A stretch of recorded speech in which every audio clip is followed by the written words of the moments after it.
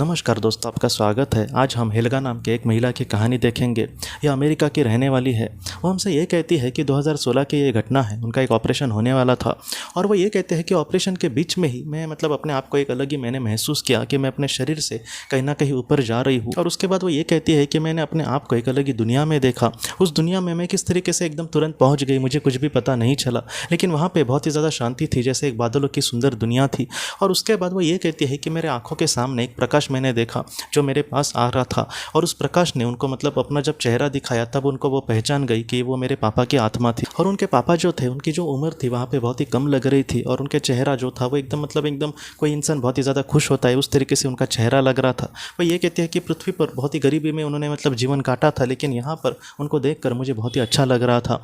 और बाद में वो उसके जो पिताजी थे उसको उन्होंने ये कहा कि मैं इस दुनिया में सच में बहुत ही ज़्यादा खुश हूँ। तुम अपने जीवन में अपने जो भी तुम्हारे जीवन में दुख आ रहे उसको लेकर बहुत ही ज़्यादा चिंता में रहती हो, ऐसा मत करना। इस दुनिया में आने के बाद हम सच्ची जो खुशी है या फिर सच्चा जो जीवन है इसको हम बहुत ही अच्छे से समझ पाएंगे।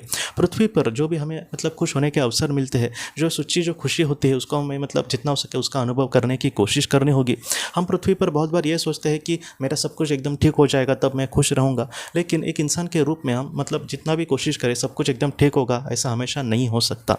और उसके बाद हेल्गा ये कहते हैं कि मैं अपने जीवन से बहुत ज़्यादा परेशानी थी, मेरी बीमारी से हो गया, मेरे अपने बच्चों से हो गया, मेरे हस्बैंड से हो गया, मेरी मैं कहीं ना कहीं उनसे दुखी रहती थी या फिर कहीं ना कहीं मैं उनको भी दुख देती थी और अपने जीवन में समाधान नाम की चीज़ मेरे में ज़रा भी नहीं थी।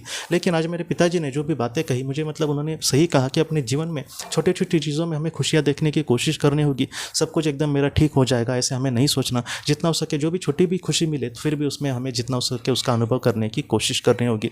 बाद में हेल्गा हमके ये कहती है दोस्तों कि उसके बाद उसके पिताजी ने उसको ये कहा कि इस दुनिया में हम जितना हो सके अच्छे से यहाँ पे रहते हैं। यहाँ पर हम कितना भी दुखी होने की भी कोशिश करें फिर भी हम यहाँ पे ज़रा भी दुखी नहीं होंगे। यहाँ पर कहीं ना कहीं बहुत सारी पवित्र आत्माएं होती है जो हमें बहुत ज़्यादा मदद करती है और उनके साथ हम बहुत ही वहाँ पर खुशी से बहुत ही अच्छे एक सुंदर माहौल में रहते हैं। इसलिए जितना हो सके तुम ऐसा सोचो कि हो सकता है कि पृथ्वी का जो जीवन है वो दुखी हो, लेकिन हम हमेशा पृथ्वी पर नहीं रहने वाले। जितना हो सके अच्छे कर्म से हमें जीवन में आगे बढ़ना होगा। अगर हमारे अच्छे कर्म होंगे तो इस दुनिया में उतने ही अच्छे हम दुनिया में रह पाएंगे।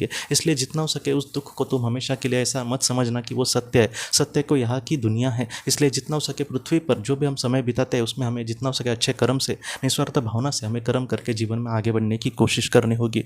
तो इस तरीके से उसके पिताजी ने उसको बातें कही और उसके बाद हेल्गा ने वो सारी बातें मानी। बाद में हेल्गा ये कहती है कि मुझे मेरी इच्छा थी कि मैं अपने पिताजी के साथ ही वहीं पर रहूँ, लेकिन उसके पिताजी ने ये कहा कि तुम्हारा ये समय नहीं है। एक दिन ये सारी चीज़ें बहुत ही अच्छे से होंगी, लेकिन फिलहाल तुम पृथ्वी पर जाना, तुम्हारा जो कर्तव्य है बहुत ही ज़्यादा बाकी है। इसलिए जितना हो सके तुम पृथ्वी पर जाकर अच्छे कर्म करना बेटा।